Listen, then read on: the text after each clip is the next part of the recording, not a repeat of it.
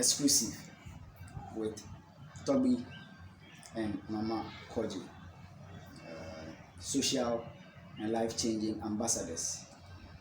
I mean, as you already know, as part of our social responsibilities, we try as much as possible to bring to you guys people that are doing amazing things across the length and breadth of this country. Deedew Online. Deedew Online.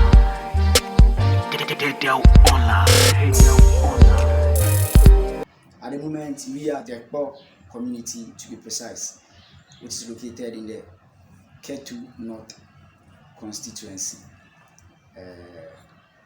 We are grateful for allowing us into your humble abode.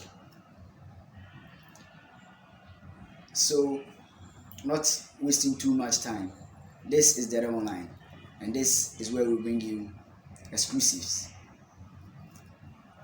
We would like to ask, please, what got you to start this amazing journey, this amazing job you are doing in the first place?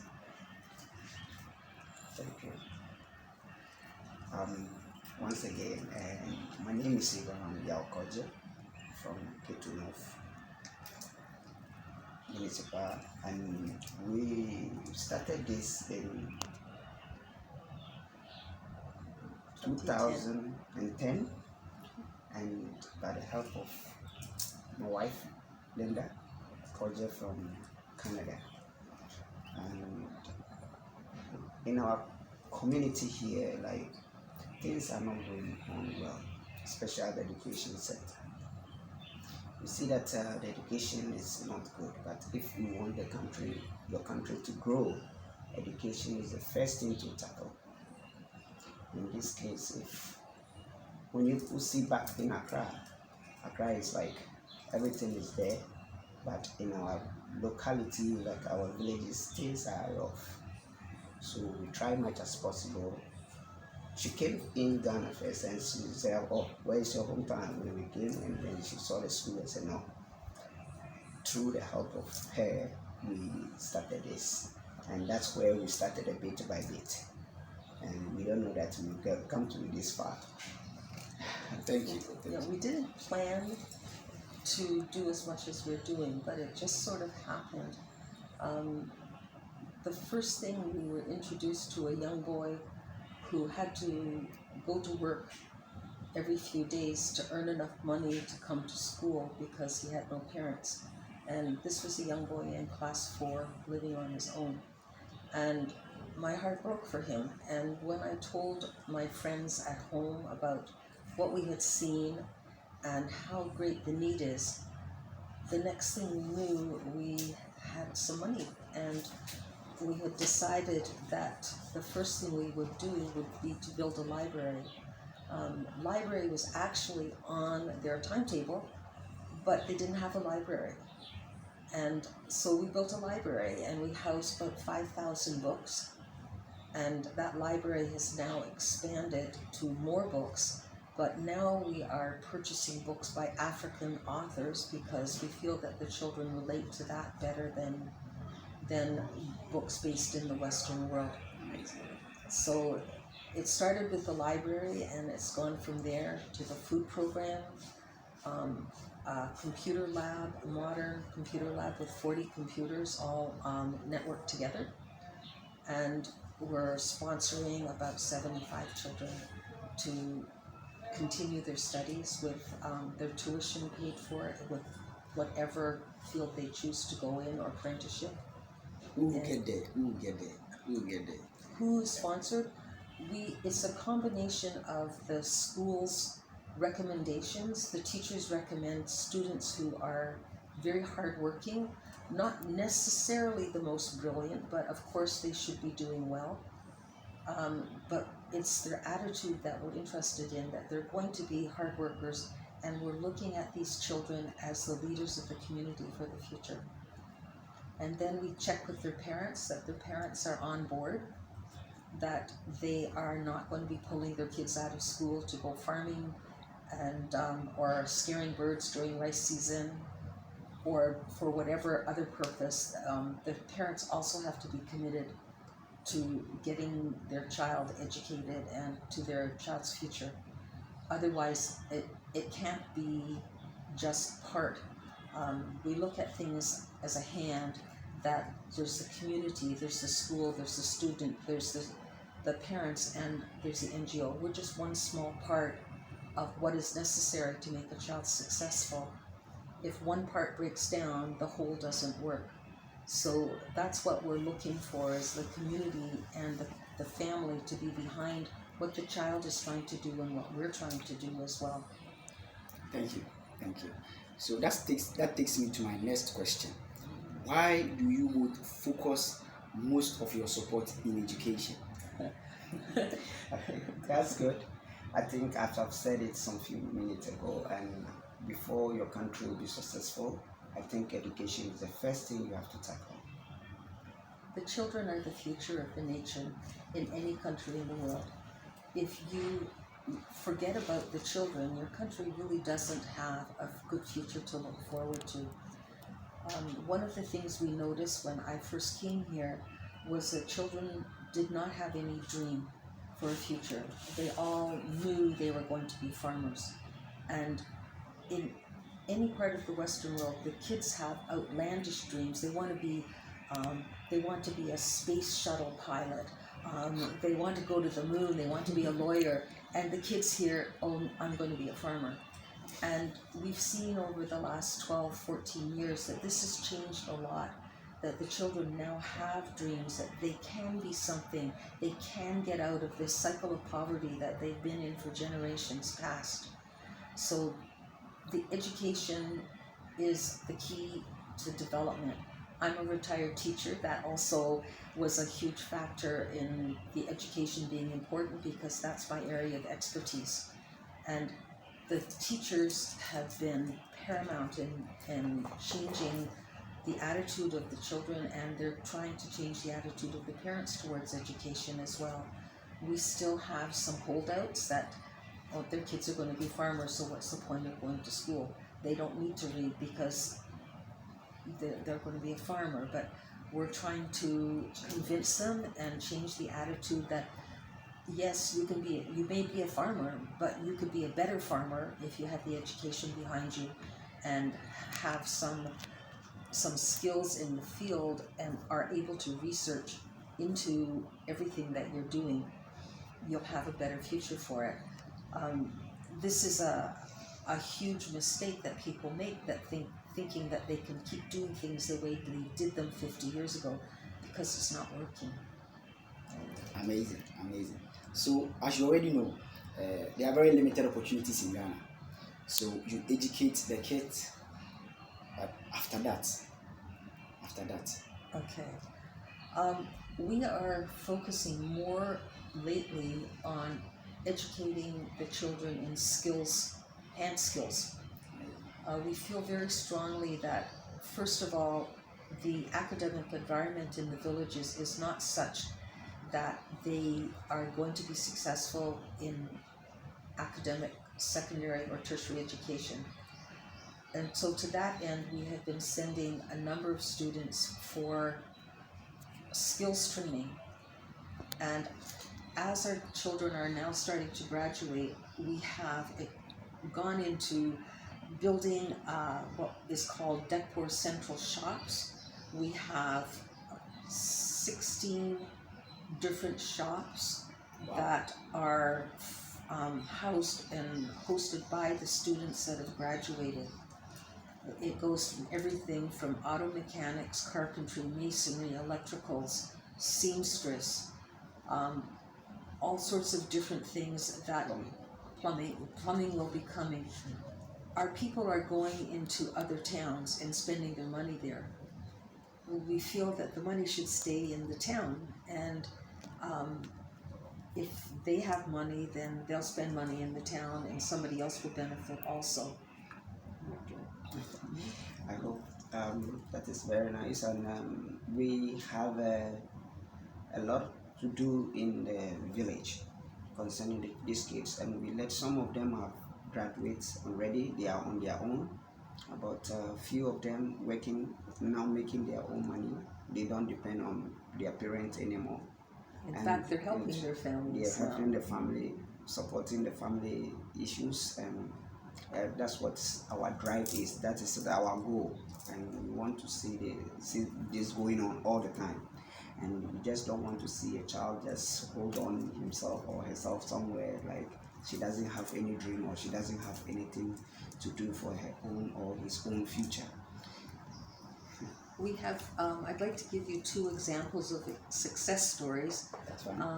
One is a young man who graduated in ICT, computer science, and he finished his 3-year course in 2 years, and then we sent him for another year, and he finished a 2-year course in 1 year in hardware and networking. So he has a shop that he's doing repairs on computers. He's printing posters, funeral posters, designing them, and he's also teaching 10 students, ICT students, so that they can have some of the same opportunities he has. He also teaches after-school classes to the basic school and JHS students at the school here. So he's helping them, and he is, with the money he's earning, supporting all his old grandmothers and aunties. Wow. And he's paid his own tuition to go on weekends to take a university course in Horme. So this is this kind of success we're seeing with him, and we hope to see more. Yeah. The other example we'd like to give is a young lady. Her name is Janet. Janet, we sent for an apprenticeship in dressmaking. She is now a madame of her own. She runs her own shop. She's married, she has a child, she takes apprentices. She's taking some of our students on work placements, and she's very successful and very skilled. And we're incredibly proud of Janet as well, that she's done so well. She took the skills. She didn't want to do this. She wanted to learn seamstress in a secondary school setting. But we discouraged it because her marks were such that her academic subjects would have pulled her down. And now she said this was the best decision ever for her, because she realizes that that's where her skill is in the hand skill. And so she's made a successful life for herself. She's supporting a baby, she's supporting her apprentices, and she's giving back by taking on some of our students for our work attachments without any cost for the students as well. So this is where we love to see the successes. I can't say that every student has been as big a success, but we're certainly hopeful that more and more of them will be getting to that level. We have students in almost every apprenticeship that there is. We've had students in welding, we have kids in refrigeration, auto mechanics, masonry, plumbing, electricals, hairdressing, you name it. We're trying to get kids there so that our population here is serviced without going and spending your money outside of the town. And that's how we see development helping in the town. Thank you so much. Thank you so much. I must say, this is commendable, and we are extremely grateful for you allowing us into your humble abode. But I would like to ask, you see, some of the things you've outlined right now are such homegrown policies. I mean, you've been around for a while, you've helped kids in education, you've helped kids in TVET training. I mean, how did you come about the idea or the deep policy such that you are able to mount such businesses? I mean, a platform for them. You've mounted containers, you've putting them into businesses right after their training. How did you come about such deep policy? Some of these things just kind of happen. A lot of it is driven by the community. Their suggestions from the students, we get a lot of suggestions as well, and we really encourage suggestions from the people around us, because this is their home. they need to have input into what's going to work for them. Some of the initiatives have come from back home, where they're working very hard to raise money for the organization and to organize everything on the other side. And I should give a shout out to our directors, especially Carol Sheardown in Canada, and our accountants, our webmaster, and especially to all the many, many donors who give money to make our work possible. We can't do this work without them. Obviously, there's been a lot of money spent here, and it's from small donors. This is a grassroots organization. Some people give $50, some people give $100, but when we put that money together, we're able to do larger projects. We have some people who have been so generous over the entire time that we've been in existence. They've given money for every year for 10, 12 years. Wow. Regularly, and they've never been to Ghana, and this is why we have so many pictures on Facebook as a way of showing our gratitude to them for their support. I can't say enough about how wonderful these people are. The people who sponsor our kids, some of them started with kids in class 3, and now those same students are graduating from apprenticeships or school. So they've stuck with those kids for years, and some of them have even established a personal relationship with them. They're WhatsApping to them personally so that they really know their kids as individuals, and we really encourage that our sponsorships are one-on-one. If you sponsor a child, that is who that money is going to, 100%. We are all volunteers. Abraham and I are totally volunteers. Carol's a volunteer. Our accountants are volunteer. Our webmasters are volunteer. Nobody's taking any money. So almost 100% of the money that is donated goes directly to projects and students. We have bank fees, of course, transfer fees, and that kind of thing. But that's all the money that's taken out of the donations. So unlike huge organizations where they have a lot of overhead, we're able to do a lot. We stretch that money as far as we can. Abraham and I go and argue and hassle with the wholesalers to try to get things at the cheapest price possible in Accra. And we work very hard to try to make every penny count that comes into our hands. Everything is accounted for. I know that there are some bogus NGOs in Ghana, Sure. and I would really encourage people to look into the background of where, if they are going to donate funds, that they should know well where that money is going and how it's being spent. And this is one of the things we would like to encourage Ghanaians. Look back at your hometown, go back to your hometown and see in what way can you help. Because as I said, even small funds go a long way to changing the future of some small child in your village. So please, we encourage you to donate. We are just one small village. Of course, we'd like you to donate to us, to be very honest, but there are hundreds of small villages in Ghana that need the help of the people who've left the town and become successful. So please consider this, and consider this a legacy that you are leaving in your hometown. The same way we're trying to leave a legacy behind us here for all the people that have donated and sponsored and visited us here. So please consider it. Once again, we must say we are grateful for allowing us into your humble abode. We are extremely proud to be part of this journey. We'd like to ask, in all of this amazing work you are doing, what are some of the things that sometimes serve as a discouragement? Lack of funds. Okay.